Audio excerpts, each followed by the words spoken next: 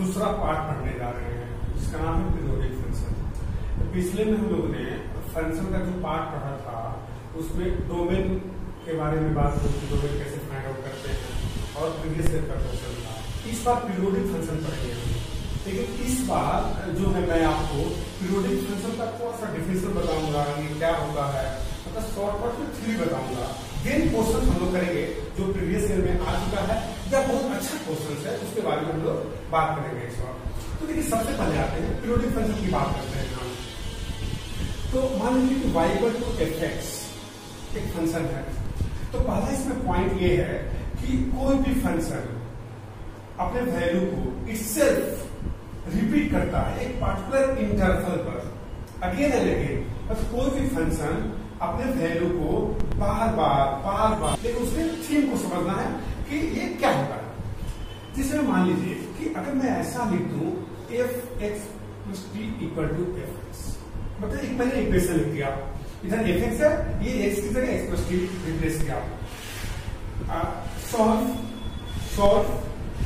Solve this equation, इस equation को हमने सॉल्व किया और जो t का वैल्यू आया and find the value of t, हमने t का वैल्यू फाइंड किया। लेकिन यहाँ एक कंडीशन है कि जो t का वैल्यू होना चाहिए इंडिपेंडेंट ऑफ x होना चाहिए, x। पहला पॉइंट कि अगर मेरे पास इस इक्वेशन को हमने सॉल्व किया और सॉल्व करने के बाद जो t का वैल्यू आया मेरे पास वो इंडिपेंडेंट ऑफ x हो गया, मतलब t का जो वैल्यू है वो उसमें x नहीं है, ठीक है। तो मेरे पास इस इक्वेशन में दो ही वेरिएबल है, एक t है और एक x है। तो अगर हमने सॉल्व किया और उस इक्वेशन में x नहीं रहा, इसका मतलब t का वैल्यू जो भी आएगा कांस्टेंट आएगा, तो मेरे पास इंडिपेंडेंट ऑफ x आ गया। अगर ऐसा हुआ तब हम बोलेंगे कि ये जो fx है fx is periodic function, fx तब पीरियोडिक फंक्शन कहलाएगा। इस इक्वेशन को फॉलो किया तो एक और पॉइंट है यहाँ पर मानते हैं, जिसे मान लिया कि हमने t को फाइंड आउट किया, ठीक है, आ गया अगर t जो इंडिपेंडेंट है इसको फॉलो करना नहीं है, देन मतलब इसको फॉलो करते हुए जो t का वैल्यू आया उसका मिनिमम t का जो वैल्यू होगा, यहाँ पर मैंने मोड लगा दिया है, मतलब पॉजिटिव। t का वैल्यू नेगेटिव भी हो सकता है, मैंने यहाँ कोई कंडीशन नहीं लिखा है, बस इंडिपेंडेंट होना चाहिए। t का वैल्यू कुछ भी हो जाए कांस्टेंट। अगर t का वैल्यू मिनिमम लेंगे positive least value of t, मैं यहाँ लिख देता हूँ positive least value of t independent of x तो है, इस इक्वेशन को फॉलो कर रहा है। ये जो वैल्यू आएगा मेरे पास ऐसा अगर हो गया तो उसी को बोलेंगे फंडामेंटल पीरियड ऑफ फंक्शन, मतलब फंक्शन का ये फंडामेंटल पीरियड है। फिर मैं ये कैलकुलेट कराता हूँ, इस इक्वेशन को सॉल्व करेंगे, इस इक्वेशन को सॉल्व करेंगे तो t आएगा। तो अगर इंडिपेंडेंट हुआ तो पीरियोडिक हुआ, अगर डिपेंडेंट हो गया, अगर ये t x पर डिपेंड कर गया तो पीरियोडिक नहीं होगा, नॉन पीरियोडिक होगा। नॉन पीरियोडिक भी बोलते हैं, मतलब वो पीरियोडिक फंक्शन नहीं होगा। पहला हो गया सेशन। अब इसमें आ जाते हैं, इस इक्वेशन को फॉलो करते हुए, मतलब t इंडिपेंडेंट है x, अगर t का मिनिमम वैल्यू पॉजिटिव लेंगे तो उसी t का मिनिमम वैल्यू पॉजिटिव को हम लोग बोलेंगे फंडामेंटल पीरियड ऑफ फंक्शन। एक बात और आती है कि अगर t हुआ, t मिनिमम हमने लिया, तो अगर t का वैल्यू पॉजिटिव लिखा है तो जीरो तो होता नहीं है, पॉजिटिव जीरो को कभी इसमें लेते हैं, जीरो अगर इसका वैल्यू आ जाए तो उसको हम लोग पीरियोडिक नहीं बोलेंगे।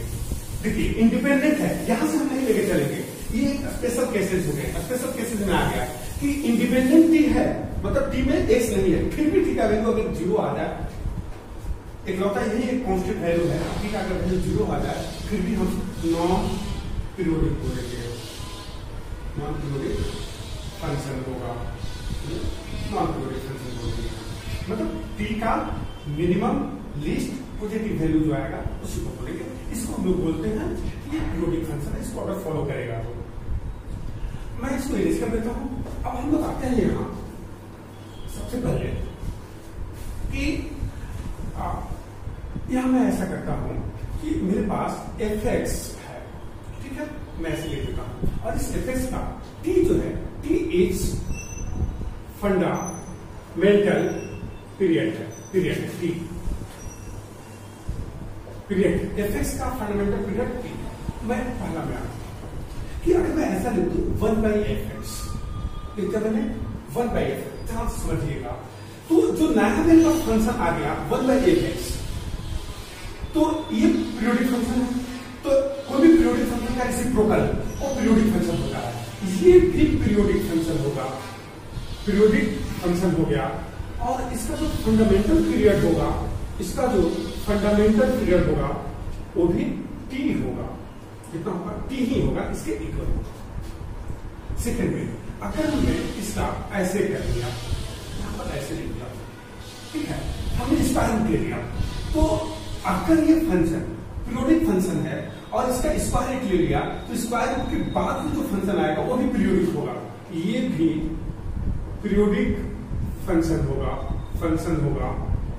ये पीरियोडिक फंक्शन होगा। और इसका भी जो फंडामेंटल पीरियड होगा, फंडामेंटल पीरियड t ही होगा, t होगा, ठीक है। एक सी पॉइंट पे मैं आता हूं, यहां पर सी का मैं बात करता हूं यहां कि जैसे मैंने ऐसा लिख दिया है fx, ठीक है, और मैं लिख देता हूं fx प्लस k, मतलब इनपुट में मेरा जो है x का, देखिए ये जो मेरे पास पीरियोडिक फंक्शन है, ये एक पीरियोडिक फंक्शन है, इसका फंडामेंटल पीरियड t है। हमने सेम फंक्शन का f लिखने का मतलब फंक्शन का स्ट्रक्चर चेंज नहीं हो रहा है, फंक्शन का स्ट्रक्चर सेम है, और फंक्शन का जो इनपुट है मेरे पास उसमें x का कोएफिशिएंट भी सेम है और यहाँ x का कोएफिशिएंट सेम है, लेकिन बस यहाँ इनपुट में जो x का कोएफिशिएंट सेम रहते हैं उस नंबर रियल नंबर ऐड हमने कर दिया। तो ये भी जो है ये जो फंक्शन होगा पीरियोडिक ही होगा, ये भी पीरियोडिक फंक्शन होगा, और इसका जो फंडामेंटल पीरियड होगा वो भी t ही होगा, फंडामेंटल पीरियड इसका t ही होगा, इसका भी फंडामेंटल पीरियड t ही होगा। हम t में आते हैं, अगर हमने ऐसा कर दिया कि यहां पर f लेमडा x, ठीक समझना है, यहाँ fx, यहाँ x का कोएफिशिएंट 1 है इनपुट में, अगर इस फंक्शन का फंडामेंटल पीरियड t है, और यहां हमने क्या किया कि स्ट्रक्चर सेम है, स्ट्रक्चर सेम करने का मतलब sin x sin 2x दोनों का स्ट्रक्चर सेम कहलाएगा क्योंकि दोनों में साइन है, लेकिन जो इनपुट है दोनों का चेंज कर देगा, एक में x है दूसरे में 2x है। अगर ऐसा फंक्शन हो जाए तो ये फंक्शन पीरियोडिक होगा, इसको कोई डाउट नहीं है, ये पीरियोडिक फंक्शन होगा,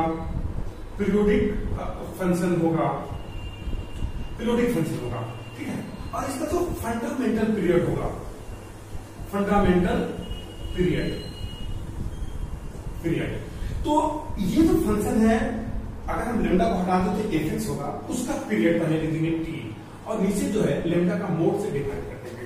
ये जो वैल्यू आएगा वो इस फंक्शन का फंडामेंटल पीरियड कहलाएगा, ठीक है। ये हम लोग बेसिक स्ट्रक्चर समझ रहे हैं।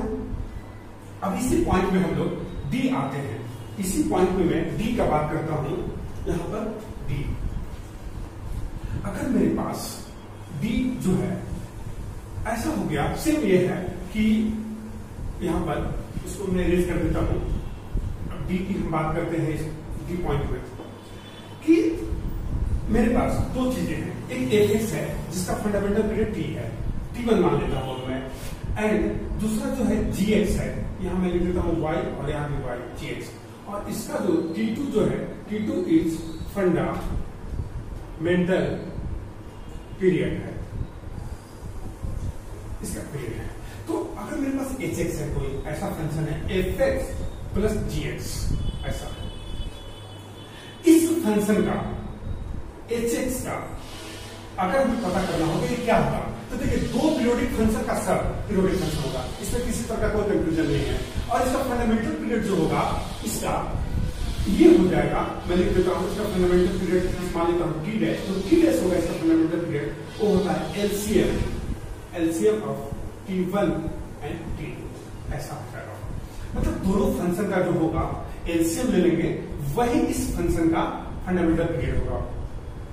अगर मैं दूसरा ले लेता हूं एफ एक्स माइनस जी एक्स, मतलब दो पीरियोडिक फंक्शन का सब्ट्रैक्शन भी पीरियोडिक होता है, तो इसका फंडामेंटल पीरियड T1 है, इसका T2, अगर इसका T डैश मान लो तो ये जो T डैश होगा ये भी होगा LCM of T1 and T2, ऐसा हम लोग यूज करते हैं। EF में मैं आ जाता हूं, अगर मेरे पास दो फंक्शन है एफ एक्स इंटू, चलिए एफ एक्स इंटू वाला भी रहने देते हैं, इस पे भी रूल यूज होता है लेकिन थोड़ा सा मॉडिफाई करके करते हैं। एफ एक्स और जी एक्स का डिवीजन है दो फंक्शन का, तो इसका तो फंडामेंटल पीरियड T1 है, इसका T2 है। अगर ऐसा हुआ इसका T डैश मान लेते हैं तो ये भी होता है एलसीएम ऑफ T1 और T2, ऐसा करते हैं हम लोग। ये सब बेसिक स्ट्रक्चर है, लेकिन एक पॉइंट यहां पर आपको नोट करना होगा कि ये सारे जितना भी चीज हम लोग पढ़ रहे हैं ये एक ऐसे ट्रिक यूज करते हैं, और जो मेरा फंडामेंटल कंसेप्ट है वो यही है, x plus t equal to f x. T का ये मिनिमम पॉजिटिव वैल्यू के लिए अगर ऐसा हमने रिप्लेस किया एफ एक्स आ जाए, वही फंडामेंटल पीरियड आ जाएगा। मतलब अगर हमने सारी चीज हमने इसको यूज किया, ऐसा स्ट्रक्चर दिया हुआ है हमने यूज किया, ठीक है, मान लीजिए T1 T2 हमने यूज किया, कुछ आ गया यहाँ T डैश, ठीक है, लेकिन T डैश से छोटा कोई ऐसा वैल्यू है जिसको हम रिप्लेस करें ऐसा आ जाए, वो फंडामेंटल पीरियड होगा, ना कि T डैश फंडामेंटल पीरियड होगा। ठीक है, हम तो क्वेश्चन में यूज करेंगे, अब तो मैं बस आपको ब्रीफ कर रहा हूँ कि हर चीज को कैसे यूज करते हैं, थोड़ा टाइप का रिविजन भी हो जाए कि जब इस वीडियो को आप देखें, ठीक है, तो आपका जो थ्योरी है वो भी रिवाइज हो जाए, और देन आपका क्वेश्चन भी, मतलब एक साथ सब कुछ मिलने के लिए ऐसा किया जा रहा है इस बार। तो अब हम लोग आते हैं यहाँ पॉइंट पर, कुछ जो है जिसको लोग समझते हैं उसको जैसे रिमेंबर रखते हैं हम लोग यहाँ पर। सम मैं लिख देता हूं, सम पीरियोडिक फंक्शन, मैं यहां लिख देता हूं सम पीरियोडिक फंक्शंस, एंड यहां पर लिख देता हूं फंडामेंटल पीरियड। पहला मैं लिखता हूं यहां पर साइन एक्स, ठीक है, साइन एक्स पहला, इसको आते हैं y equal to sine x. तो देखिए यहां ठीक से समझ लीजिए, एक को मैं बता देता हूं कि अगर मैं एफ एक्स के पास मेरे पास साइन एक्स है, ठीक है, तो देखिए तो x प्लस 2 पाई हम लिखेंगे यहाँ साइन x प्लस 2 पाई, ये हो जाएगा साइन एक्स। इसके अलावा कोई भी मिनिमम वैल्यू नहीं है जिस पर ऐसा होगा, क्योंकि अगर यहाँ पाई बाई 2 चेक करेंगे हम तो साइन कॉस पे चला जाएगा, तो होगा नहीं, ठीक है। अगर हम पाई ऐड करेंगे तो वो भी हो जाएगा, ठीक है, क्योंकि एडिंग पर कुछ नहीं होता लेकिन चेंज हो जाएगा। तो इसका जो है इसका फंडामेंटल पीरियड ऐसा होता है x। लेकिन एक बात और, अगर हम इसका ग्राफिकल मेथड बात करें, ठीक है, तो हम लिखते हैं 0, यहाँ पर pi by 2 pi, 3 pi by 2, यहाँ 2 पाई, और यहाँ पर लिखते हैं minus pi by 2 minus pi minus 3 pi by 2 और माइनस 2 पाई। अगर इसको इसका अगर हम ग्राफ बनाएं, ठीक है, तो ये ऐसे बनाते हैं, ऐसे करते हैं हम लोग, ठीक है। तो देखिए तो यहां से थोड़ा समझिए, ये जो स्ट्रक्चर है ये वाला, ये बार बार रिपीट करता है, ये स्ट्रक्चर चलते जाता है, ऐसा होते जाता है। देखिए आप ये स्ट्रक्चर हम लेंगे यहाँ से यहाँ, ऐसे अगर लेंगे किसी उम्र के नहीं, हम यहाँ से यहाँ लेंगे तो देखिए तो यहाँ से सेम स्ट्रक्चर डाउनफॉल हो रहा है, फिर यहाँ से आ रहा है, फिर ये जो सेम स्ट्रक्चर है फिर रिपीट कर रहा है, ऐसा रिपीट कर रहा है। इसका मतलब मेरा जो फंडामेंटल पीरियड होगा ये होगा या ये होगा, किस उम्र के अगली, वैसे भी हम चेक करेंगे, हम यहाँ से चेक करेंगे तो ठीक है, लेकिन ये ऐसा जा रहा है, ये कहां से जा रहा है, ऐसा से। तो फंडामेंटल पीरियड हमें निकालना होगा, कैसे निकालते हैं, interval final minus initial, 2 pi minus 0 2 पाई, इसका फंडामेंटल पीरियड 2 पाई। इसी तरह साइन का, कॉस का, टेन का जितना है सबको हमको फाइनल कर सकते हैं, जो ऑलरेडी आप ग्राफ जानते हैं इसका, इसलिए बहुत ज्यादा इसका डेप्थ में नहीं जाना है, बस मैं आपको एक बार ये रिवाइज करा दिया कैसे करते हैं। तो साइन इसका फंडामेंटल पीरियड हो गया 2 पाई। बी में हम आते हैं कॉसेक्स, कॉसेक्स का भी आप ग्राफ जानते हैं, इसका भी हो गया 2 पाई। साइन एक्स का मैं यहाँ लिख देता हूँ, साइन एक्स का 2 पाई, ठीक है, और यहाँ पर कॉसेक्स 2 पाई। अब हम लोग आ जाते हैं सी में, y equal to sec x ले लेता हूँ, इसका भी होता है 2 पाई, और डी में ले लेता हूँ y equal to cosec x, इसका भी होता है 2 पाई। का भी 2 पाई। उसके बाद हम लोग की पर आते हैं y equal to tan x। tan x का होता है पाई। f में मैं ले लेता हूं y equal to cot x। cot x का भी होता है पाई। ये हो गया हम लोगों के पास ऐसा जितना भी ट्रिग्नोमेट्रिकल फंक्शन है उसकी हम बात कर रहे हैं, ऐसा हो जाएगा। थोड़ा सा मैं यहाँ नोट करके आपको लिखवा देता हूँ, नोट करके यहाँ कि जैसे में साइन है, यहाँ पर साइन है, साइन का पावर मैं nx ले लेता हूँ, ठीक है। उसके बाद cos का पावर nx ले लेता हूँ, ठीक है। उसके बाद sec का पावर nx है, उसके बाद cosec का पावर nx है, ठीक है। अगर ऐसा है, n अगर इवन नंबर हुआ, ठीक है, n अगर इवन नंबर हुआ मतलब साइन का साइन स्क्वायर x हो गया, cos स्क्वायर x हो गया, sec स्क्वायर x हो गया या cosec स्क्वायर x हो गया, अगर इवन नंबर हुआ, मैं यहाँ लिख देता हूँ कि n is even number, n is even number हो गया, इवन नंबर है n, तो इसका जो फंडामेंटल पीरियड होगा ये हो जाएगा पाई। जैसे मान लीजिए कि sec स्क्वायर x हो गया, sec का पावर 4x हो गया, cosec का पावर 8x हो गया।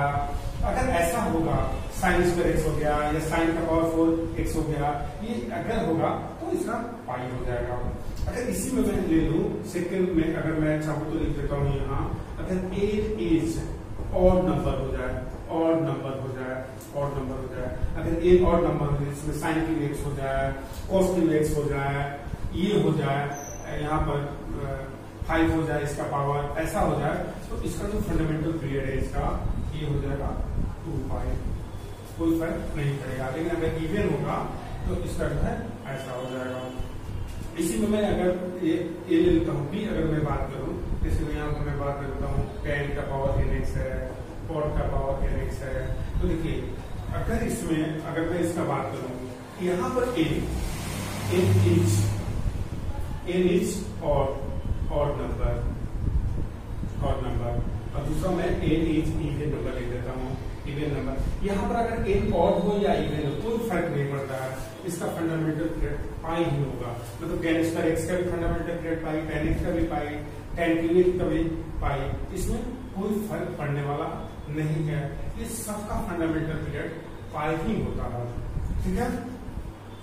ये ऐसा हम लोग काम कर सकते हैं। थोड़ा देखिए इस सब की जरूरत पड़ती है, जब हम लोग अच्छे क्वेश्चन बनाएंगे सब हमें रिमेम्बर चाहिए, और इसकी बहुत हम लोग को ऑलरेडी सबका ग्राफ जानकारी है, ठीक है, इसलिए ऐसा होता है। मैं इसे रिलेट कर देता हूँ। अब मैं आता हूँ यहाँ एफ जी पॉइंट पर आता हूँ। जी पॉइंट में हम बात करते हैं जी, अगर मेरे पास ऐसा मोड हो जाए साइन एक्स या मोड हो जाए कॉस एक्स, ठीक है, ये सबका यहाँ तक कि मोड सेक एक्स का भी मैं बात कर रहा हूँ, मोड कॉसेक एक्स में लिख देता हूँ, ऐसा हो जाए या ऐसा हो जाए, ये सबका जो है फंडामेंटल पीरियड जो है पाई हो जाएगा, पाई हो जाएगा। मोड हो जाए तो पाई हो जाएगा।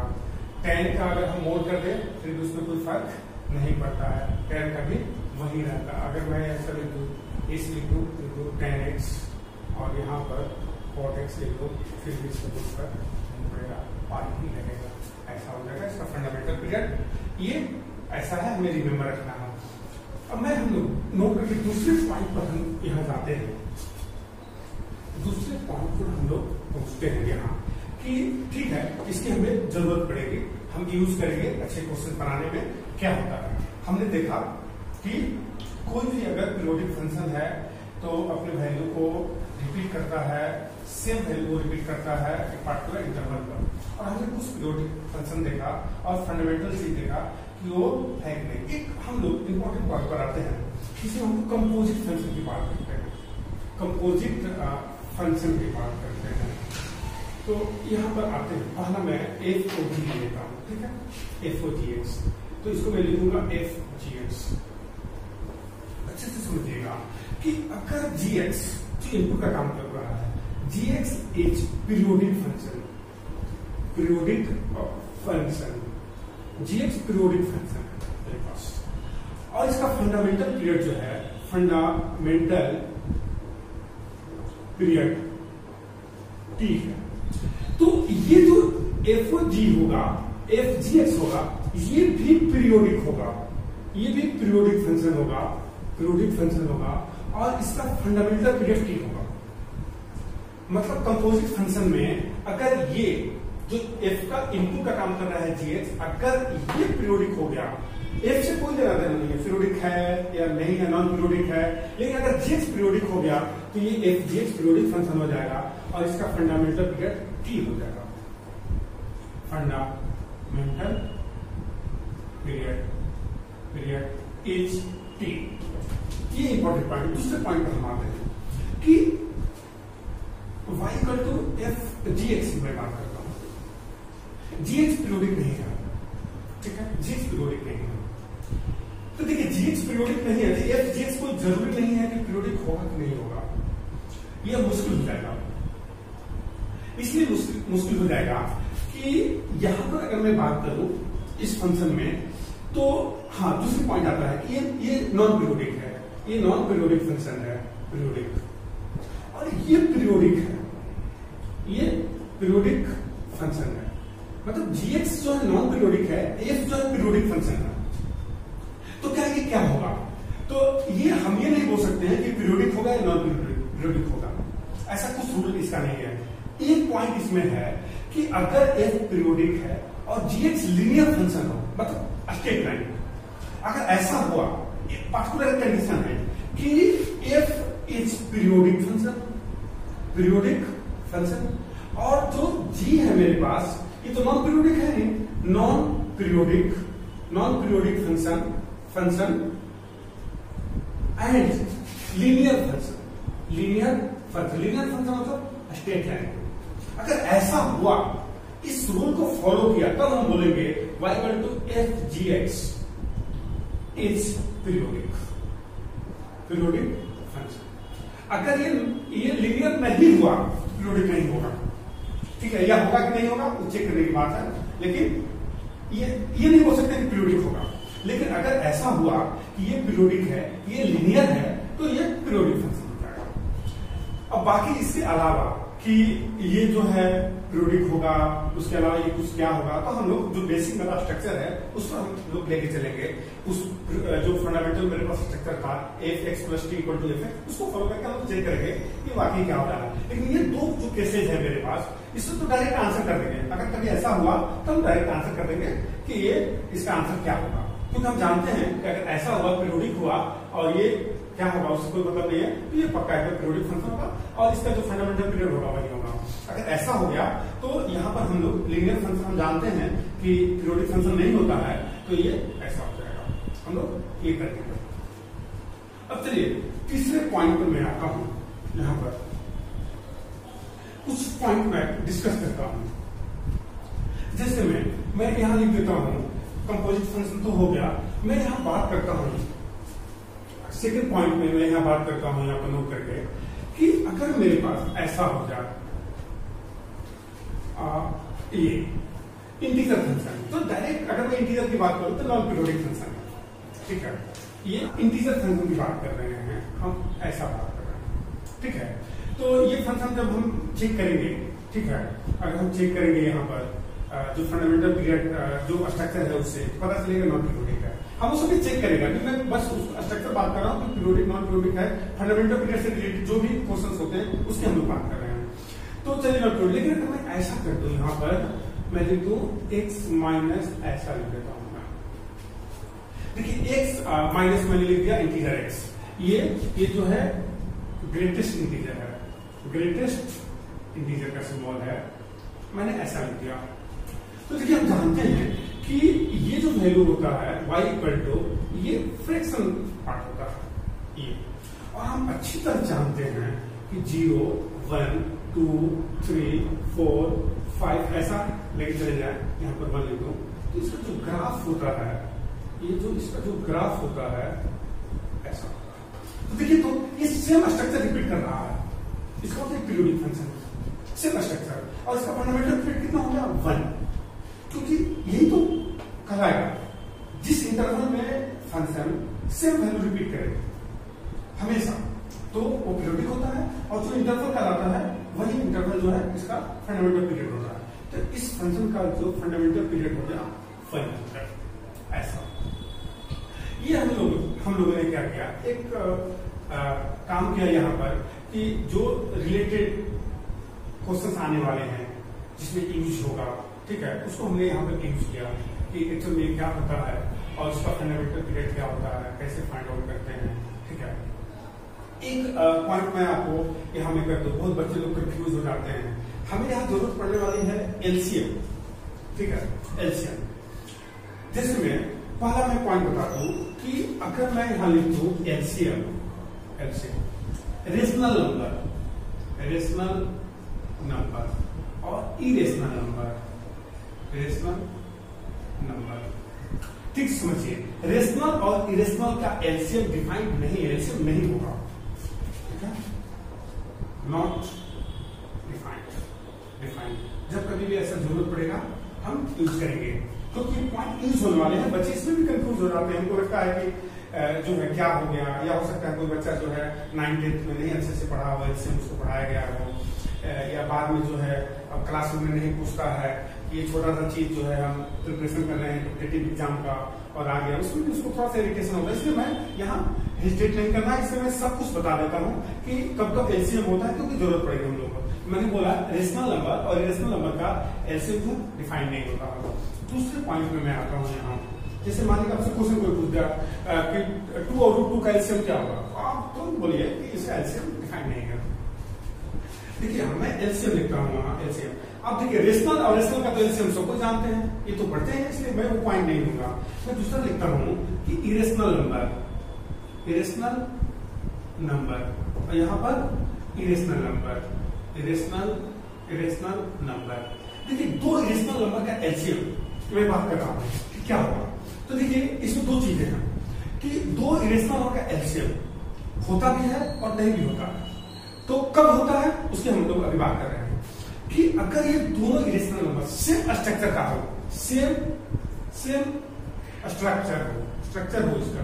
जैसे मैं अगर ऐसा लिख दूं 2√3 और 4√3, ठीक है, इसका एलसीएम मैं अगर पूछूं तो देखिए जो इरेशनल, ये नंबर इरेशनल किसी वजह से बन रहा है, √3 की वजह से, ये भी इरेशनल किसकी वजह से, √3 की वजह से, दोनों जगह √3 है, ये सेम स्ट्रक्चर कहलाएगा। तो इसका एलसीएम डिफाइंड है। कैसे एलसीएम निकालेंगे, 2 और 4 का एलसीएम ले लेंगे, 4 हो जाएगा, और इसका √3 और √3 का एलसीएम √3 हो जाएगा। ऐसे करते हैं। अगर ऐसा हुआ तो डिफाइंड होगा, मतलब सेम स्ट्रक्चर का हो तो एलसीएम डिफाइंड होगा।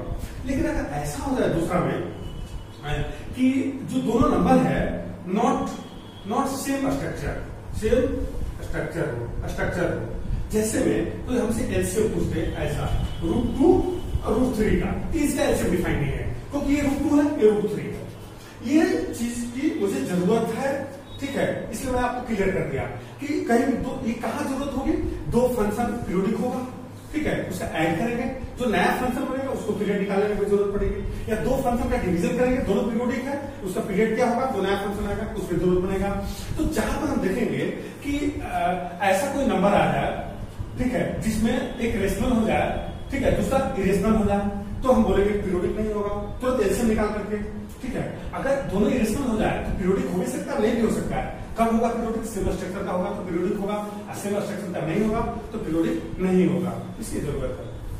और दूसरा हम लोग ये काम करते हैं, एक और इसमें पॉइंट आता है कि एलसीएम निकालने के लिए ऐसा कह के लिख देता है, जैसे मान लीजिए 2 लिख दिया, 1/2 लिख दिया, ठीक है। तो आप समझिए अच्छे से, जब कभी इस टाइप का हो, ये तो आप जनरली सबको जानते हैं कि ऊपर वाला जो है डिनोमिनेटर दोनों का, न्यूमरेटर जो है 2 और 1, उसका एलसीएम ले लेते हैं, एलसीएम ऑफ 2 और 1, और नीचे एचसीएफ ले लेते हैं, एचसीएफ 1 और 2 जो भी हो, मतलब मैंने सेम नंबर लिखा गया हमसे, ठीक है, रेसिप्रोकल लिखा गया, लेकिन ऐसा कोई भी हो जिसमें 3/4 हो या 5/6 हो, तो 3 और 4 का एलसीएम, 5 और 6 का एचसीएफ जो होगा वो एलसीएम लगाएगा। ऐसा जिसको हम लोग अभी थ्योरी जो पढ़े हैं उस पर देखते हैं कि कैसे बनाते हैं इसको, फिर उसके बाद हम लोग इससे और टफनेस बढ़ाएंगे। टफनेस क्या मतलब, थोड़ा सा अपग्रेड करेंगे, अपडेट करेंगे। सबसे पहले यहाँ आते हैं हम लोग, पहला question, period of the function. हमसे इसमें सारी फंक्शन का पीरियड बताना है, किसका क्या होगा। तो सबसे पहले हमने मिक्स क्वेश्चन दे रखा है इसमें, ये भी चेक करना है कि वो पीरियोडिक होगा कि नहीं होगा। अगर पीरियोडिक नहीं होगा तो फिर पीरियड की बात कहां से आ गई, तो सबसे पहले पहला क्वेश्चन मैं आपको सॉल्व करता हूँ। क्वेश्चन नंबर 1 जो है मेरे पास, कि मैं fx यहाँ मेरे पास गिवन है, साइन ऐसा मैंने लिख दिया और मैं x प्लस टी ले लेता हूँ, यहाँ पे लिख दूंगा साइन x प्लस टी। अब मैं इक्वेट कर देता हूँ एफ एक्स प्लस टी को, यहाँ पर x प्लस टी को मैं लिख देता हूँ fx, तो यहाँ हो गया साइन ऐसा और यहाँ हो गया साइन x ऐसा। हम जानते हैं sine theta equal to sine alpha, जो इसका सॉल्यूशन होता है वो होता है theta equal to n pi. तो थीटा की जगह ये है तो मैं लिख देता हूँ x plus t equal to n pi plus minus 1 के power n into alpha, alpha की जगह एक्स। देखिए यहाँ एन इंटीजर होता है, एन कोई भी एन का वैल्यू मैं ले लेता हूँ, 1 ही ले लेता हूँ, 0 ले लेता हूँ, ठीक है, मैं 0 ले लेता हूँ थोड़ा इजी होने के लिए। तो हमने 0 ले लिया तो 0 हो गया ये। अब देखिए अगर मैं इसको स्क्वायर भी करता हूं तो इधर हो जाएगा ठीक है, यहां पर अगर मैं स्क्वायर भी करता हूं तो इधर हो जाएगा ऐसा, इधर हो जाएगा x, ठीक है, समझिए। सबसे पहले मैंने क्या बोला, x x कैंसिल हो गया, t बच गया, t 0 आ गया। तो मैंने आपको बोला था t अगर 0 हो जाए तो उस फंक्शन को पीरियोडिक नहीं बोलते हैं, ठीक है, क्योंकि पीरियड किसी का फंक्शन का कुछ तो कुछ होना चाहिए, ठीक है। उसके बाद चलिए इस मेथड को हम नहीं मानते हैं, पहले तो ये होगा क्योंकि बच्चा को लगता है कि ये तो कांस्टेंट है, नहीं होगा। अगर दूसरी पॉइंट पर हम बात करें इसको, चलिए हम a का वैल्यू 1 लेते हैं, तो अगर हमने 1 ले लिया तो इसको लिख देंगे पाई, यहाँ 1 माइनस 1 यहाँ x ऐसा हो गया, ठीक है। अगर मैं स्क्वायर करूंगा इसको तो x प्लस टी हो जाएगा, ठीक है, और इसको मैं ब्रेक करूंगा तो लिखूंगा pi square minus 2 root x, ठीक है, यहाँ पर, और ऐसा लिखूंगा मैं, यहाँ लिखूंगा pi square minus 2 root x, ठीक है, फिर यहाँ पर मैं x लिखूंगा, जो भी होगा x कैंसिल। तो देखिए x कैंसिल हो गया तो ये तो बच जाएगा ना मेरे पास, ये जो t का वैल्यू आएगा मेरे पास, t का वैल्यू आएगा वो कैसा हो जाएगा, ऐसा हो जाएगा। तो ये जो t का वैल्यू आया इंडिपेंडेंट नहीं आया x से, तो ये क्या हो जाएगा, नॉन पीरियोडिक हो जाएगा, सिंपल। ऐसे भी हम लोग एक मैं इसलिए बना दिया कि आपको थोड़ा आइडिया आ जाए। तो ये फंक्शन हो गया नॉन पीरियोडिक, ठीक है, ये नॉन पीरियोडिक हो गया। तो फिर पीरियड के बाद कहां से हो गए, नॉन पीरियोडिक फंक्शन होगा। अच्छा इस क्वेश्चन पर आते हैं, तो हम जानते हैं कि tan x पीरियोडिक है, और ये भी पढ़ चुके हैं कि अगर मेरे पास fx एक पीरियोडिक फंक्शन है, अभी भी पढ़े हैं इसमें, t हो इसका फंडामेंटल पीरियड, तो ये भी पीरियोडिक होता है और उसका फंडामेंटल पीरियड वही होता है। तो ये तो क्लियर हो गया मेरे पास कि अगर tan x पीरियोडिक है, इसका फंडामेंटल पीरियड पाई होता है, तो स्क्वायर रूट में पीरियोडिक होगा और इसका फंडामेंटल पीरियड क्या होगा, पाई हो जाएगा। तो ये पीरियोडिक हो गया, ये पीरियोडिक हो गया, पीरियोडिक फंक्शन हो गया, शॉर्टकट में लिख देता हूं, और t का वैल्यू इसका यहाँ क्या हो गया, पाई, मतलब इसका फंडामेंटल पीरियड पाई हो गया। दूसरा क्वेश्चन हो गया। अब आते हैं हम लोग इस पर, क्वेश्चन नंबर 3 पर, क्वेश्चन नंबर 3 पर बात करते हैं। तो देखिए जो क्वेश्चन नंबर 3 है तो समझिए आप अच्छे से, मेरे पास fx है, यहाँ पर cos x का मोड sin x। तो देखिए एक हमने पढ़ा था कि दो फंक्शन का, ठीक है, अगर दो फंक्शन मेरे पास हो, अगर दोनों का सम हो, दोनों पीरियोडिक हो तो पीरियोडिक होगा, ये तो कंफर्म है पीरियोडिक है। और पीरियड कैसे निकालते थे, दोनों का एलसीएम। तो यहाँ मैं अगर एलसीएम ले लूं, इसका होता है पाई और इसका होता है पाई, तो दोनों का जो एलसीएम हो जाएगा मेरे पास, पाई और पाई का एलसीएम पाई होता है, तो पाई। तो अगर हमने इसका फंडामेंटल पीरियड पाई मान लिया तो देखिए गलत हो जाएगा। मैंने आपको क्या बोला था कि जब इस टाइप का क्वेश्चन हो, ठीक है, तो एक बार आपको क्रॉस चेक कर लेना है कि ऐसा तो नहीं कहें कि उससे जो छोटा वैल्यू हो उस पर भी ये फंक्शन सेम आ जाएगा। तो देखिए, तो अगर मैं पाई बाई 2 पर चेंज करूं इसको, तो ये किस पर चला जाएगा, हम अच्छी तरह जानते हैं cos x plus pi by 2 किस पर चेंज हो जाता है, ये चला जाता है सेकंड क्वाड्रेंट में, ठीक है। तो cos कितना हो जाएगा, माइनस साइन एक्स, ठीक है, और माइनस साइन एक्स का मोड क्या होता है, साइन एक्स, वही हो जाएगा। और ये जो है साइन जो है यहाँ पर x plus pi by 2 second में हो जाएगा cos x। तो देखिए तो ये तो पाई बाई 2 पर सेम वही फंक्शन आ गया, सेम वही आ गया, तो इसका फंडामेंटल पीरियड पाई ना होकर के पाई बाई 2 हो जाएगा, ठीक है। इसका फंडामेंटल पीरियड जो है पाई ना होकर के पाई बाई 2 हो जाएगा। देखिए कब ऐसा हम करेंगे, जहां मोड हो, जहां स्क्वायरिंग हो, ठीक है, इस टाइप का क्वेश्चन हो, तो वहां एक बार हमें चेक कर लेना है, ठीक है। क्यों कि पाई बाई 2 पर ये कॉस में और ये साइन में, ठीक है, तो ये हो जाएगा मोड कॉस एक्स, ये हो जाएगा मोड साइन एक्स, तो परसेंट तो वही आ गया, तो यहाँ मैं अगर चाहूँ तो ऐसे देख सकता हूँ कि ये fx आ गया, तो मेरा फंडामेंटल पीरियड π/2 हो गया। ये स्पेशल टाइप का क्वेश्चन है, ध्यान रखना है जब कभी इस टाइप का क्वेश्चन हो तो हमें जो है एलसीएम से काम नहीं चलाना है। हाँ, एलसीएम तो ले लेना है, एलसीएम निकालने के बाद फिर चेक करना है कि उससे छोटा मिनिमम वैल्यू कोई नहीं ऐसा मिल गया जिसमें एफ और minimum value equal to fx आ जाए। अगर ऐसा नहीं हुआ तो एलसीएम वाला आंसर होगा, अगर आ गया तो जिस पर आया वो आंसर हो जाएगा। तो ये पीरियोडिक फंक्शन तो है, ये पीरियोडिक फंक्शन है और इसका फंडामेंटल पीरियड हो गया π/2। अब क्वेश्चन नंबर 4 पर आते हैं।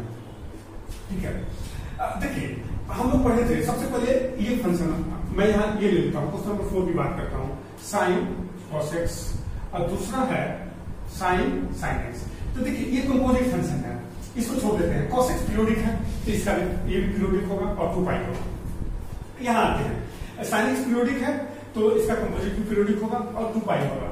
2π और 2π का एलसीएम क्या हो जाएगा, यहाँ हो जाएगा मेरा 2π।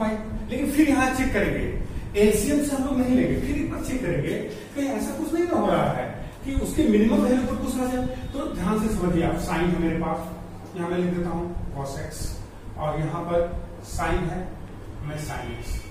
तो थोड़ा चेक करता हूँ, मैं थोड़ा यहाँ आता हूँ कि अगर मैं cos की बात करूँ, यहाँ पर मेरे पास अगर cos है ये, तो अगर मैं π/2 चेक करूँ यहाँ पर, तो π/2 अगर मैं चेक करूँ यहाँ पर, मैं लिख दूँ cos π/2 माइनस थीटा। देखिए माइनस कर दिया, मैं अगर लिख दूँ कि x या x माइनस π/2 यहाँ मैं प्रूव कर दूँ।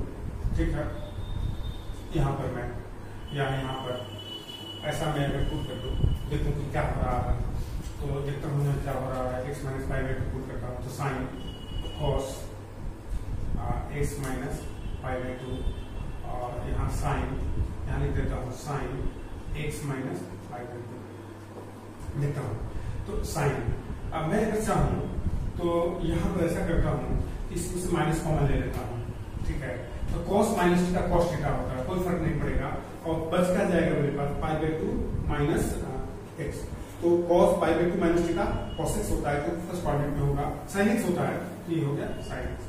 तो यहाँ आते हैं इसमें, अगर मैं इसमें माइनस कॉमन लेता हूँ, अगर मैं इसमें माइनस कॉमन ले लेता हूँ, इसमें अगर हमने माइनस कॉमन ले लिया यहाँ पर, तो अगर मैं माइनस कॉमन ऐसा ले लिया हमने, ऐसा अगर कर दूंगा तो x माइनस ये हो जाएगा मेरे पास π/2 माइनस x।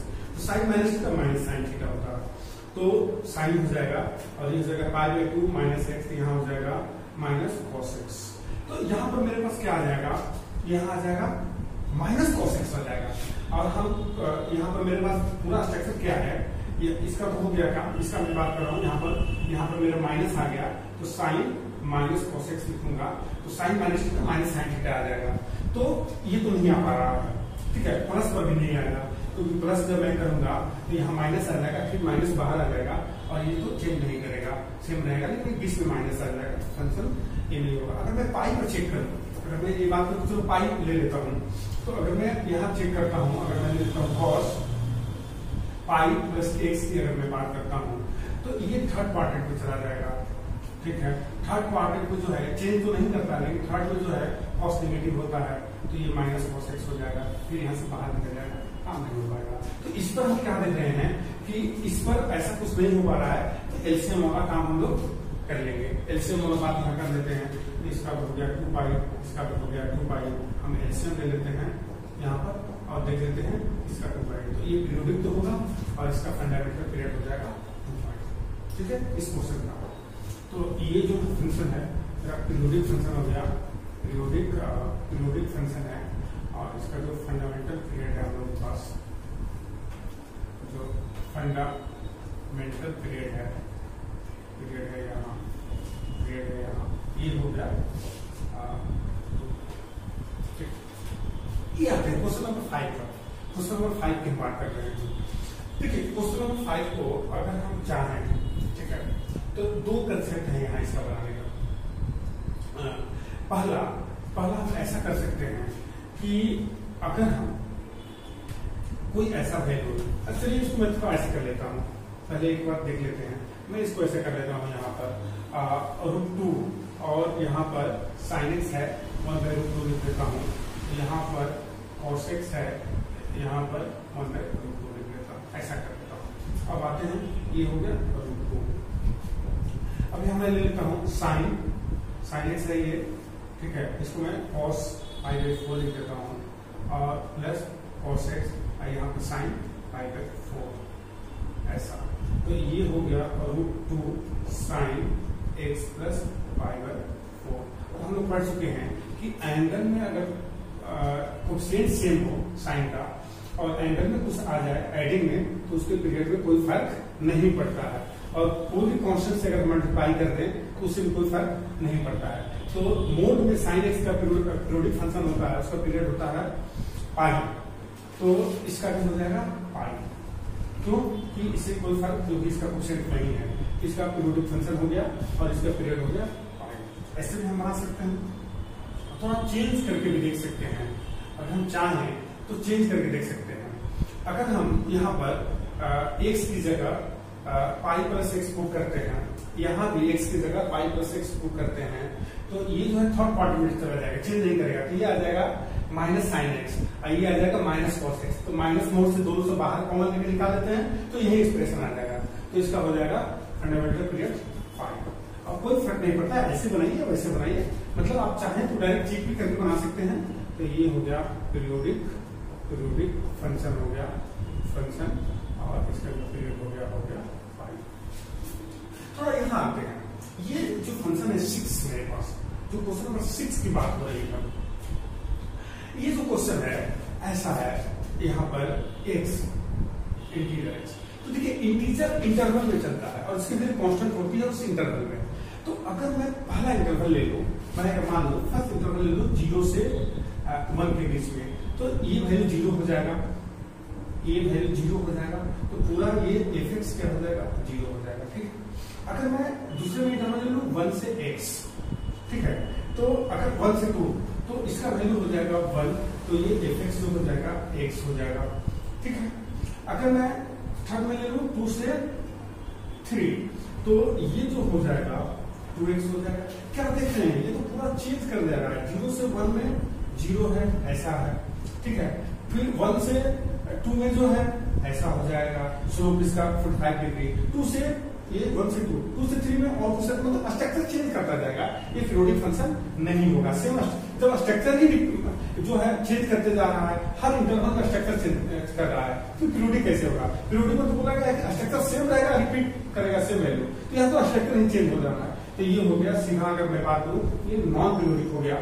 देखिए अब अगर इसको ग्राफ से जैसे अभी बनाया वो इजी है, फिर x प्लस टी वाला से बनाए थोड़ा सा कैलकुलेशन ज्यादा पड़ता है, किसी तरह तो हमें बनाना है। कि ये हो गया नॉन पीरियोडिक फंक्शन हो गया, पीरियोडिक फंक्शन हो गया इसका यहाँ पर।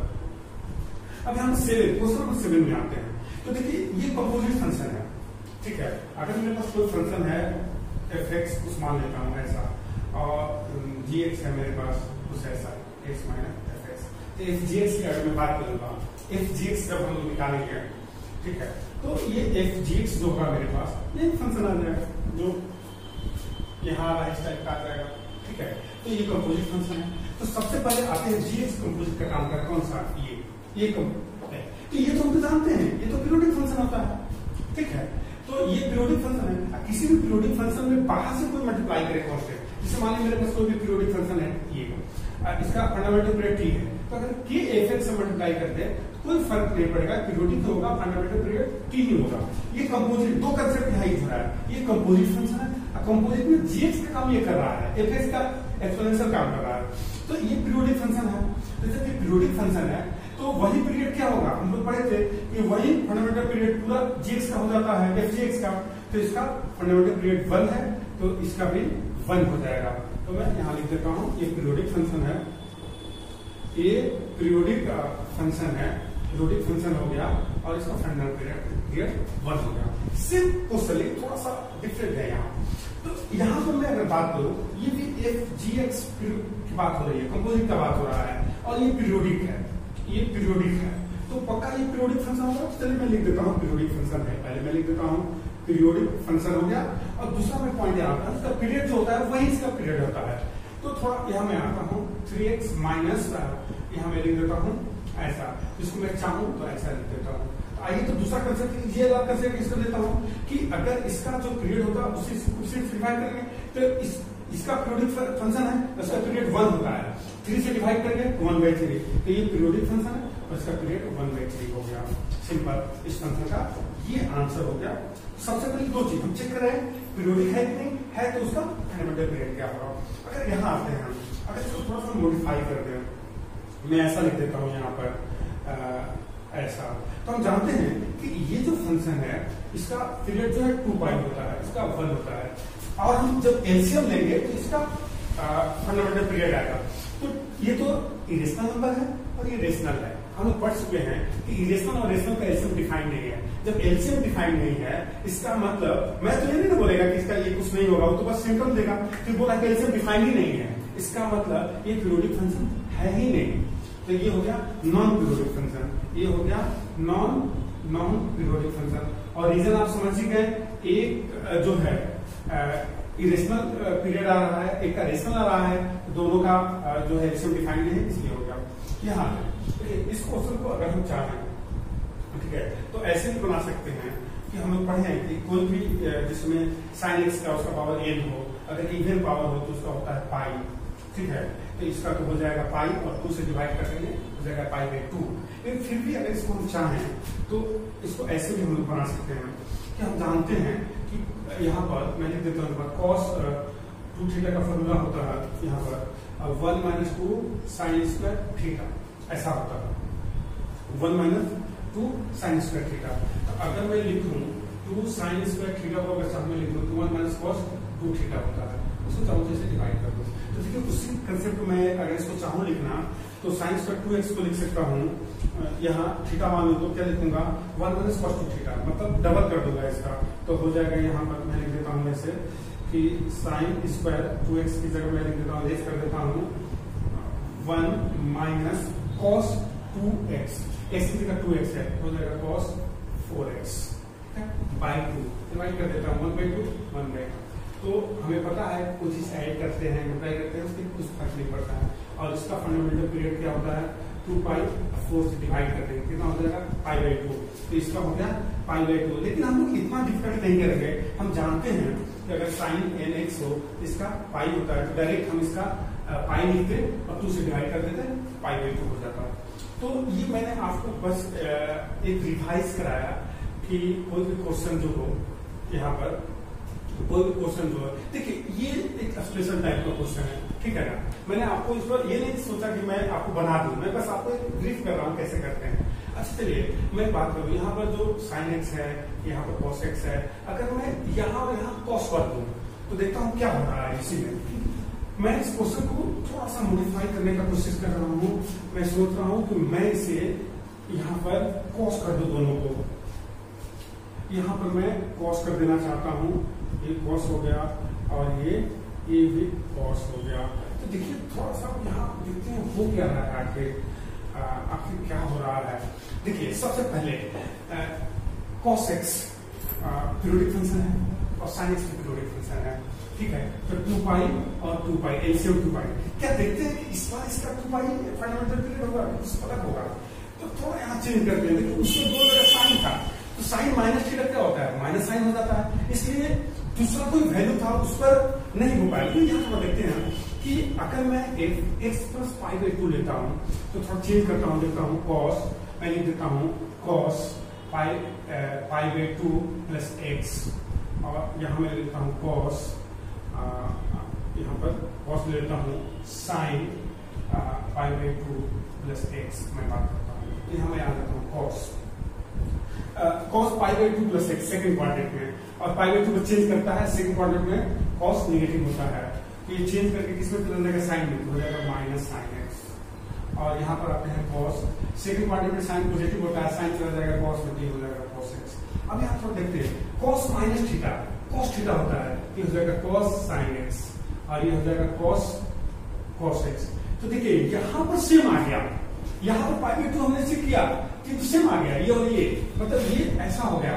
तो देखिए यहाँ पर इसका फंडामेंटल पीरियड π/2 हो जाएगा। देखिए दोनों क्वेश्चन में बस यहाँ मैंने चेंज किया तो कैसे चेंज होगा, मतलब इसका ये नहीं है ना इसको ऐसे कर, बस इसका यही कंसेप्ट है ना कि आप सबसे पहले एलसीएम वाले से बनाइए। एक पता चल गया कि उसकी जो बाउंड्री है, जैसे मान लीजिए आपने इसका 2π निकाला था, 2π से कम में हम देखेंगे, 2π से कम में मिलकर क्या देखते हैं, पाई पर देखते हैं, π/2 पर देखते हैं, 3π/2 पर देखते हैं, तो 3 चेक कर लेंगे। ठीक है, उसमें भी हमको पता है साइन को कॉस में चेंज करना है, कॉस को साइन में, तो या तो 3π/2 पे होगा या π/2 पे होगा, हमें पाई पर चेंज चेक ही नहीं करना है, इसलिए बहुत ज्यादा समय नहीं लगेगा। इस टाइप के क्वेश्चन को हम लोग ऐसे बनाते हैं। तो क्वेश्चन आपके सामने लिख रखा है, इसको मैं सॉल्व करता हूँ। इस क्वेश्चन का खासियत क्या है, मैं थोड़ा सा कंसेप्चुअल है, इस टाइप का क्वेश्चन भी आते हैं। इसमें बस हमें यही टारगेट करना है कि जो फंडामेंटल मेरा स्ट्रक्चर है f(x + t) = f(x) उसको हल करना। देखिए सबसे पहले ये क्वेश्चन है मेरे पास, कह रहा है कि f(x) का हमें पीरियड बताना है। तो सबसे पहले इक्वेशन दिया है हमें, f(2x + यहाँ 3) है और यहाँ पर f(2x + 7) = 2 है। इक्वेशन 1 में मान लेता हूँ। अब देखिए कोई दूसरा इक्वेशन लाने के लिए हमें क्या करना होगा, हमें तो उसको रिप्लेस करना है, कोई आइडेंटिटी है उस नया इक्वेशन लाने का कोशिश करते हैं। तो हम ऐसा करते हैं, यही x को x + 1 रिप्लेस करते हैं, तो देखते हैं यहाँ क्या हो जाएगा। तो यहाँ हो जाएगा, मैं डायरेक्ट लिख देता हूँ, अगर रिप्लेस करूंगा तो 2x + 2 हो जाएगा और +3 डायरेक्ट लिखता हूँ, 2x + 5 हो जाएगा। और यहाँ पर जो होगा फिर रिप्लेस करता हूँ, क्योंकि यहाँ रिप्लेस करूंगा x + 1 तो 2x + 2 हो जाएगा और 7 है, तो 7 और 2 जो है 9 हो जाएगा। तो ये हो जाएगा f(2x + 9) और यहाँ तो 2 ही है, कोई फर्क नहीं पड़ने वाला है। तो देखिए अगर मैं ऐसा कुछ किया तो यहाँ से फिर कुछ फायदा होने वाला नहीं है, इसलिए नहीं होने वाला है कि कुछ कटने वाला नहीं है, फिर एक नया रिप्लेस करेंगे। क्योंकि हमारे इसमें देखिए मौका क्या रहता है कि इसमें से कोई एक को हम ऐसा करें जैसे 2 इक्वेशन बना, तो कुछ कटेगा, ये वाला हटेगा, इधर से उधर जाएगा, मतलब एक इधर स्ट्रक्चर बचेगा f का, एक इधर, तो हम कोशिश करें बनाने का। तो मैं ऐसा करता हूँ, फिर एक बार रिप्लेस करता हूँ, इसी में x + 2 कर देता हूँ। देखता हूँ यहाँ फर्स्ट क्वेश्चन में ही x की जगह x + 2 रिप्लेस करता हूँ। तो अगर मैं करूंगा यहाँ 2x + 2x + 2 × 2 2 × 4 हो जाएगा, 4 और 3 7 हो जाएगा। मैं लिख देता हूँ f(2x + 3) 7 में हमने लिख दिया, हो गया प्लस, यहाँ इसमें करते हैं 2x + 4, तो हो जाएगा f(2x + 4) और 7, 4 और 7 11 हो गया, इक्वेशन थर्ड। अब देखते हैं क्या होगा, ऐसा क्या करें कि कट होने वाला है। देखिए तो इसमें अगर हम ऐसा क्या कर दें, हाँ बिल्कुल सही। अब देखिए कुछ नया आ गया, देखिए हम लोग x + 1 को नहीं रिप्लेस करना चाहिए था, क्योंकि डायरेक्ट हमें x + 2 कर देते तो आंसर आ जाता, लेकिन हमें पता नहीं है। जब देखिए मैं ऐसा क्यों किया कि जब मैं एज ए स्टूडेंट अभी बता रहा हूँ, एज ए टीचर नहीं। ऐसा होता है कि टीचर को चलिए बहुत कुछ पता है, ठीक है, वो डायरेक्ट कर देता है, नहीं, क्योंकि स्टूडेंट को पता नहीं क्या करेगा। स्टूडेंट तो रेंडम काम करता है, क्वेश्चन आएगा तो नया क्वेश्चन आएगा तो रेंडम करेगा। इसलिए मैंने x + 1 पर किया तो देखा इसमें कुछ ऐसा होने वाला नहीं है। अब अगर ऐसा हो गया तो देखिए अब आ गया, ये दोनों मैच कर गया। तो पहले हम ऐसे भी करेंगे, तो हम डायरेक्ट x + 2 करेंगे। तो ये कैसे पता चलेगा, बनाते बनाते आपको आइडिया आ जाएगा। ऐसे भी आप देखते तो ऐसे भी आप x + 2 पुट करते तो यहाँ 7 आता तो एक मैच करता तो कटता, ठीक है। इसलिए अब क्या कर रहा हूं मैं, दोनों क्वेश्चन को सब्ट्रैक्शन कर देता हूं। अगर ये क्वेश्चन को मैं सब्ट्रैक्शन कर दिया तो देखिए तो माइनस माइनस ये कैंसिल, तो बच गया यहाँ 2x + 3 और माइनस में आ गया ये 2 - 2 0, तो डायरेक्ट मैं लिख देता हूँ 2x + 11। अब देखिए यहाँ पे कंसेप्ट है, ठीक है। बहुत सारे बच्चे क्या करते हैं तो कि 2x + 3 को t मान लेते हैं, तो यहाँ लिख देते हैं t, ठीक है। यहाँ क्या लिख देते हैं t, और तुरंत यहाँ क्या करते हैं कि 2x + 3, तो यहाँ देख लीजिए यहाँ क्या हो जाएगा 8, यहाँ 8 + 3 11 होता है, तो यहाँ हो जाएगा, इसको ऐसे लिख देंगे वो लोग, इसको ऐसे लिख देंगे 2x + 3 + 8, इसको t माने हैं t + 8, और आंसर कर देते हैं ये जो है t, जो गलत हो जाएगा, बिल्कुल गलत आंसर आ जाएगा। क्यों आएगा उसका मैं रीजन बताता हूँ। देखिए अगर आपको मानना है, जैसे मैं बात सुनती हूँ, अगर मेरे पास एफ एक्स है, ठीक है, मेरे पास एफ एक्स है, तो एफ एक्स जो है यहाँ पर, इसका अगर मेरे पास पीरियड टी है, तो एफ टू एक्स का क्या होगा, टी बाई टू होगा। ये कंसेप्ट चलता है। ये कहां से चल गया कि टू एक्स को टी मान लेंगे और उसका वही लिख देंगे, नहीं, वो तो फिर आपने गलत कर दिया। सोचिए आपने टू एक्स को, मैं अगर यहाँ ऐसा करता हूँ कि ले मैं मान लेता हूँ, आप ऐसा कर लीजिए, मान लीजिए आप टू एक्स को टी मान लीजिए, ठीक है। तो ध्यान से समझिए, टू एक्स का अगर आपने टी मान लिया, तो अगर मैं ऐसा बोलूंगा जो टू एक्स का पीरियड होगा वही एफ टी का पीरियड होगा, क्योंकि दोनों का हमने सेम माना है। ठीक से समझिए, ये कंसेप्ट चलेगा कि अगर हमने टू एक्स को टी माना है तो ऐसा चलेगा, ये इसका जो भी टी होगा इसका भी टी होगा, ठीक है। अब वो कंसेप्ट यहाँ यूज कर देंगे। अगर हमने यहाँ पर लेट टी को माना था 2x प्लस 3, तो यहाँ हो गया था एफ टी और यहाँ हो गया था एफ टी प्लस 8। तो जो इस फंक्शन का एफ टी का जो फंडामेंटल पीरियड है मेरे पास, वो आ जाएगा यहाँ पर 8। लेकिन बात समझिए, हमने ये एफ टी यहाँ आ गया 8, इसका मतलब इसका भी हो जाएगा 8। अब हमें किसका निकालना है, एफ एक्स का, ठीक है। तो एफ एक्स का जो फंडामेंटल पीरियड होगा इसको डिवाइड कर देंगे, कितना से 2 से 4 हो जाएगा एफ एक्स का, ऐसे करेंगे। तो इसका जो फंडामेंटल पीरियड जो है हम लोग का कितना हो गया, यहाँ t इक्वल टू 4 हो गया, ऐसे करेंगे, ठीक है। ये इसका कंसेप्ट है। अब सेकंड क्वेश्चन में हम लोग आते हैं, क्वेश्चन नंबर 2 की बात करते हैं। क्वेश्चन नंबर 2, इसमें लिखा हुआ है f is a real value function with domain r, मतलब सारे फंक्शन के लिए, सारे रियल नंबर के लिए f x डिफाइंड है, लेकिन f x का जो रेंज है वो गिवन है, इसमें इसका वैल्यू होगा। अगर सम फिक्स वैल्यू दिया हुआ है यहाँ पर और हमसे जानना चाह रहा है कि इसका क्या होगा, तो कंसेप्ट तो वही है कि f x plus something equal to f x। तो फिर इसको भी उसी तरह कैलकुलेट करेंगे हम लोग। सबसे पहले मैं यहाँ लिख देता हूँ, यहाँ लिख देता हूँ f x plus a equal to मेरे पास है हाफ माइनस, यहाँ पर है f x minus f x का होल स्क्वायर, इक्वेशन 1। अब मैं ऐसा करता हूँ, x को रिप्लेस करता हूँ x प्लस ए से, तो इस राइट साइड में जो होगा मेरे, सॉरी लेफ्ट साइड में हो जाएगा x प्लस 2a, और यहाँ मैं हाफ माइनस लिख देता हूँ एफ एक्स प्लस ए, यहाँ पर माइनस एफ एक्स प्लस ए का होल स्क्वायर कर देता हूँ। तो यहाँ तो हाफ, यहाँ मैं इसको यूज करता हूँ, अब इसको एफ एक्स में यहाँ लिख देता हूँ इसमें। तो जब मैं एफ एक्स लिखूंगा यहाँ पर, ये स्क्वायर के इनसाइड में मैं इसका वैल्यू रिप्लेस करने वाला हूँ। तो देखिए, तो एफ एक्स प्लस ए का वैल्यू ये है, ये मैं रिप्लेस कर देता हूँ इसकी जगह पे, ये पूरा वाला तो रहेगा। तो कितना लिखूंगा, half minus f x minus f x का होल स्क्वायर, मैंने ये रिप्लेस कर दिया माइनस, ठीक है। अब मैं इसका होल स्क्वायर करने वाला हूँ यहाँ पर, क्योंकि मैं लिख ही देता हूँ पहले, यहाँ हो जाएगा F x minus f x का होल स्क्वायर, ऐसा हो गया। तो फिर मैं यहाँ हाफ एक बड़ा वाला स्क्वायर रूट तो होगा ही, इसको इवन रहने देता हूँ, एफ एक्स और माइनस एफ एक्स का होल स्क्वायर, ये तो हो गया।